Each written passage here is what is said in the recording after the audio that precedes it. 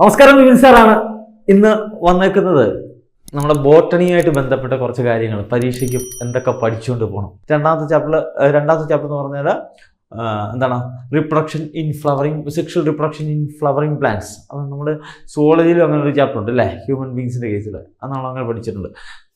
ഇവിടെ flowering പ്ലാന്റ്സിൻ്റെ reproduction, പിന്നെ ബയോടെക്നോളജിയുമായിട്ട് ബന്ധപ്പെട്ട 2 ചാപ്റ്ററാണ്. അതിൽ ആദ്യത്തെ ബയോടെക്നോളജിയുടെ പ്രിൻസിപ്പിൾസും പ്രോസസ്സും ഒക്കെ നമ്മളൊന്ന് പഠിക്കുന്നു.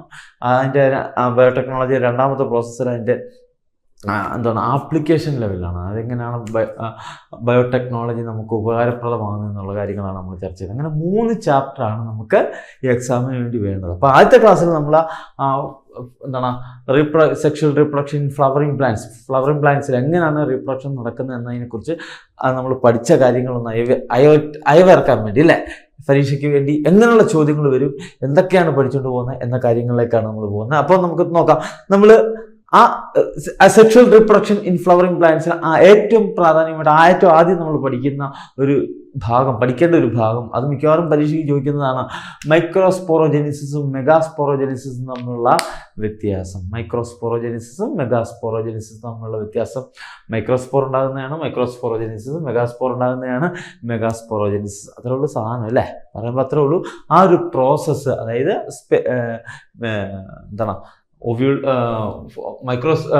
പോളൻ ഗ്രെയിൻസ് ഉണ്ടാകുന്ന പ്രോസസ്സും അതുപോലെ തന്നെ ഓവം ഉണ്ടാകുന്ന പ്രോസസ്സുമാണത്. അത് മിക്കവാറും പരീക്ഷയ്ക്ക് ചോദിക്കുന്നതാണ്, ഡിഫറൻഷ്യേറ്റ് ചെയ്യുക. അതുകൊണ്ട് വളരെ പ്രാധാന്യമുള്ളതാണ് മൈക്രോസ്പോറോജെനിസിസും മെഗാസ്പോറോജെനിസിസും. തീർച്ചയായും പഠിച്ചിരിക്കേണ്ട ഒരു ഭാഗമാണ്, പരീക്ഷയ്ക്ക് മിക്കവാറും ചോദിക്കുന്ന ചോദ്യം ആണത്.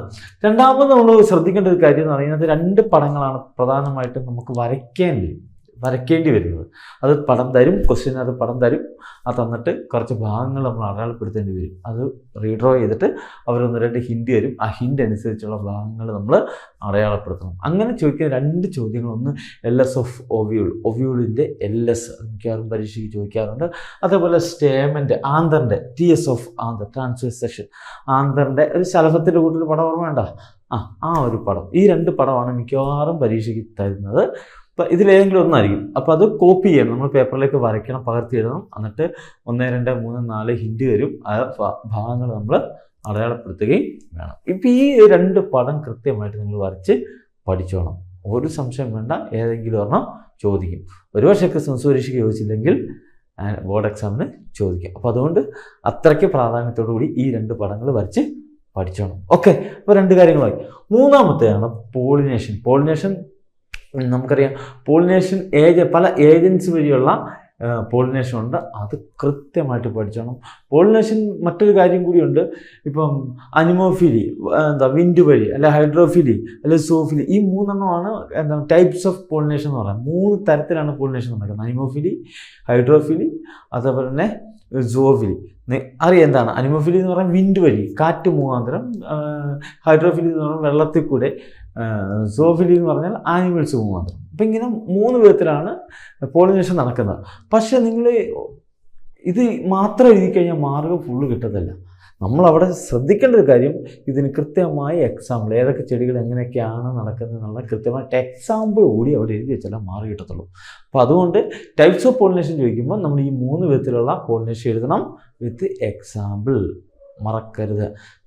ഒരു മാർക്ക് നമുക്ക് നഷ്ടപ്പെടും. ഒരു എക്സാമ്പിളെങ്കിലും നമ്മൾ എഴുതി വെച്ചാൽ കൃത്യമായിട്ട് മാർക്ക് നമുക്ക് കിട്ടും. അതുകൊണ്ട് ആ ഒരു പ്രാധാന്യം അതിന് കൊടുക്കണം. മാർക്കെങ്ങും പോകത്തില്ല, നമ്മുടെ കീശയിൽ തന്നെ കിടക്കും. ഓക്കെ, അപ്പം അടുത്ത ചോദ്യം എന്ന് പറയുന്നത്, അടുത്ത ഇമ്പോർട്ടൻ്റ് ആയിട്ടുള്ള ഭാഗമാണ് ഔട്ട് ബ്രീഡിങ് ഡിവൈസസ് എന്ന് പറയുമ്പോൾ കേൾക്കുമ്പോൾ നമുക്ക് പോലെ തോന്നും അല്ലേ, ഔട്ട് ബ്രീഡിങ് ഡിവൈസസ്. പക്ഷേ ഔട്ട് ബ്രീഡിങ് ഡിവൈസ് എന്ന് പറഞ്ഞാൽ ആക്ച്വലി അഡാപ്റ്റേഷൻസ് ഓഫ് സീനോഗമി എന്ന് പറഞ്ഞാൽ ശരിക്കും ക്രോസ് പോളിനേഷൻ ആണ്.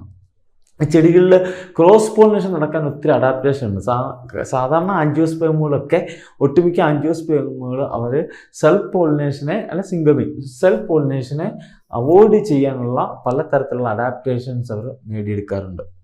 അപ്പോൾ അതെന്തൊക്കെയാണ്? കാരണം ഈ സെൽഫ് പോളിനേഷൻ എന്ന് പറയുമ്പോൾ ഉണ്ടാകുന്നൊരു വിഷയം എന്ന് പറയുന്നത് വേരിയേഷൻ ഉണ്ടാകാനുള്ള സാധ്യത വളരെ കുറവാണ്. ക്രോസ് പോളിനേഷനാണ് എപ്പോഴും ചെടികളായാലും എല്ലാം കൂടെ പ്രൊമോട്ട് ചെയ്യുന്നത്. അപ്പോൾ ക്രോസ് പോളിനേഷനെ പ്രൊമോട്ട് ചെയ്യാൻ വേണ്ടി ചെടികളിൽ ഉണ്ടാകുന്ന നാച്ചുറലായിട്ടുള്ള ചില അഡാപ്റ്റേഷൻസ്, അത് ഒരു 4-5 അഡാപ്റ്റേഷൻസ് നമ്മൾ 1 by 1 ആയിട്ട് നമ്മൾ പഠിക്കുന്നുണ്ട്. നമ്മളിപ്പോൾ ചെമ്പരത്തിപ്പൂവിൻ്റെയൊക്കെ എടുക്കുകയാണെങ്കിൽ ചെമ്പരത്തിപ്പൂവിൻ്റെ സിഗ്മ എന്ന് പറഞ്ഞാൽ മണ്ടയ്ക്കാണ്, സ്റ്റേം എന്ന് പറഞ്ഞിരിക്കുന്നത് അല്ല പോളൻ ഗ്രെയിൻസ് ഇരിക്കുന്നതിൻ്റെ താഴെ. അപ്പോൾ ഒരിക്കലും ഇവിടുന്ന് മണ്ടക്കോട്ട് ചെന്നിട്ട് പോളിനേഷൻ നടക്കത്തില്ല അല്ലേ. അപ്പം അത് ആ സെൽഫ് പോളിനേഷനെ അവോയ്ഡ് ചെയ്യാൻ വേണ്ടിയുള്ള ഒരു ട്രിക്കാണ്, ഒരു അഡാപ്റ്റേഷൻ. ചില ചെടികളിലൊക്കെ മോണോസെക്ഷൽ ആയിരിക്കും, അല്ലെങ്കിൽ ഒരു തരത്തിലുള്ള ഫ്ലവർ മാത്രമേ മൊണീഷ്യസ് ഒറ്റ തരത്തിലുള്ള ഫ്ലവർ മാത്രമേ കാണത്തുള്ളൂ അല്ലേ. ഇപ്പം തെങ്ങിൻ്റെ പൂക്കൾ എടുക്കാൻ കഴിഞ്ഞത് പെൺപൂക്കളും ഉണ്ട് ആൺപൂക്കളും ഉണ്ട് അല്ലേ. അപ്പോൾ സ്വാഭാവികമായിട്ടും എന്താണ്, ഒരു പൂവിൽ തന്നെ ആണെങ്കിൽ പെട്ടെന്ന് തന്നെ അതിൻ്റെ പൂമ്പൊടി അവിടെ വീഴും. അപ്പോൾ ഇതൊക്കെ പലതരത്തിലുള്ള ഇതിനെ ഒഴിവാക്കാൻ വേണ്ടിയുള്ള പല മാർഗങ്ങൾ, ഇതിനെ സെൽഫ് പോളിനേഷനെ. അപ്പം സെൽഫ് പോളിനേഷൻ ഒഴിവാക്കിക്കൊണ്ട് സീനോഗമി അഥവാ ക്രോസ് പോളിനേഷനെ പ്രൊമോട്ട് ചെയ്യാൻ വേണ്ടി പ്ലാന്റ്സിൽ കാണുന്ന ചില അഡാപ്റ്റേഷൻസ് മിക്കവാറും ചോദിച്ചിട്ടുണ്ട്, വളരെ ഇമ്പോർട്ടൻ്റ് ആണ്, പഠിച്ചോളാം. ഓക്കെ, ദെൻ ഡബിൾ ഫെർട്ടിലൈസേഷൻ മിക്കവാറും പരീക്ഷയ്ക്ക് ചോദിക്കുന്ന സാധനമാണ്. ഡബിൾ ഫെർട്ടിലൈസേഷൻ വളരെ സിമ്പിളാണ്, നമ്മൾ പഠിച്ചതാണ് അല്ലേ. അപ്പം ഡബിൾ ഫെർട്ടിലൈസേഷൻ എന്താണെന്ന് എഴുതേണ്ടി വരും, അത് ചിലപ്പോൾ 2 മാർക്കിനായിരിക്കും മിക്കവാറും ചോദിക്കുന്നത്. അപ്പോൾ അത് കൃത്യമായിട്ട് ഡബിൾ ഫെർട്ടിലൈസേഷൻ പഠിച്ചിരിക്കണം. ഓക്കെ, അടുത്ത ഒരു ചോദ്യം ഞാൻ പറഞ്ഞ ആദ്യം നമ്മൾ 2 പടങ്ങൾ ചോദിക്കുന്നു പറഞ്ഞത് ഏതൊക്കെ, LS ഓഫ് ഒവ്യൂളും അതുപോലെ TS ഓഫ് ആന്തരം. ആ പടത്തോടൊപ്പം തന്നെ ചോദിക്കുന്ന മറ്റൊരു പടം കൂടിയുണ്ട്, LS ഓഫ് മെയ്സ് സീഡിൻ്റെ അതിൻ്റെ അതിൻ്റെ LS വരച്ച് നമ്മുടെ പുസ്തകത്തിലുണ്ട്. LS വരച്ച് മുമ്പേ പറഞ്ഞ കൂട്ട് തന്നെ 1-2 ഹിൻഡ് തരും. ആ ഹിൻഡുകൾ അനുസരിച്ച് ആ ഭാഗങ്ങൾ നമ്മൾ കോപ്പി ചെയ്യണം. കോപ്പി ചെയ്ത് വരച്ചിട്ടാണ് ആ തന്നിരിക്കുന്ന ഭാഗങ്ങൾ നമ്മൾ അടയാളപ്പെടുത്താം. അപ്പോൾ ഈ 3 പടം, ഈ ആദ്യത്തെ 2 പടത്തോടൊപ്പം തന്നെ ഒവ്യൂളിൻ്റെയും അതുപോലെ തന്നെ ആന്തറിൻ്റെയും സെക്ഷൻ്റെ കൂടാതെ തന്നെ മെയ്സ് സീഡിൻ്റെ പടം കൂടി പഠിച്ചോണം, ഇമ്പോർട്ടൻ്റ് ആണ്. ഓക്കെ, ക്ലിയർ ആയോ? ഇനി ഒരു സാധനം കൂടെ പഠിച്ചു കഴിഞ്ഞാൽ ഈ ചാപ്റ്റർ ഫുള്ള് നമ്മൾ മേടിക്കും, ഫുൾ മാർക്ക് നമുക്ക് മേടിക്കാൻ പറ്റും. പാർത്തനോജെനിസിസ് ആൻഡ് പാർത്തനോകാർപ്പി അറിയാമല്ലോ, വളരെ സിമ്പിളാണ്. പാർത്തനോജെനിസിസും പാർത്തനോകാർപ്പിയും തമ്മിൽ ഡിഫറൻഷിയേറ്റ് ചെയ്യുക. ആദ്യം നമ്മൾ പറഞ്ഞില്ലേ മൈക്രോസ്പോറോജെനിസിസും മെഗാസ്പോറോജെനിസിസും, അതേപോലെ തന്നെ ഡിഫറൻഷിയേറ്റ് ചെയ്യാൻ ചോദിക്കുന്ന ഒരു ചോദ്യമാണ് പാർത്തനോജെനിസിസും പാർത്തനോകാർപ്പിയും. ഇത്രയും കാര്യങ്ങൾ പഠിക്കാമെങ്കിൽ ഒരു സംശയവും വേണ്ട, നമുക്ക് ഫുൾ മാർക്ക്, 1ാമത്തെ ചാപ്റ്ററുമായിട്ട് ബന്ധപ്പെട്ട മുഴുവൻ മാർക്കും നമുക്ക് കിട്ടും. ഇത്ര ഉള്ള 1ാമത്തെ ചാപ്റ്റർ പഠിക്കാൻ. ഓക്കെ, ക്ലിയർ ആയല്ലോ?